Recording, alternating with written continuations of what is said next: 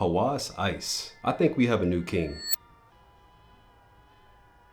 Now, if you've seen my review of Hawas, which has over 23 million views, I think we can agree that the original is one of the most hyped fragrances, and it's well deserved. But Rasasi turned up with Hawas Ice. So what does it smell like? Right away, this opening is hands down better than the original. Now, you're still gonna get that Hawas backbone, but this is fresher, brighter, and surprisingly sweeter. Now, in Hawas Ice, they dropped the cinnamon and added star anise, which is a type of spice, but it's very subtle because there isn't anything spicy about this fragrance. Now, you still get that aquatic accord that you get in the original, but it is toned down a bit. And I think that's because they wanted to highlight that icy feel that you get with Hawas Ice. Now, it isn't listed in the notes, but there is a subtle minty accord. And I think the star anise plays a part in that, along with the citruses and the other notes. And one of the biggest differences between the two is that with Hawas Ice, you can really feel all the citruses, and they almost come off kind of candy, meaning that they aren't zesty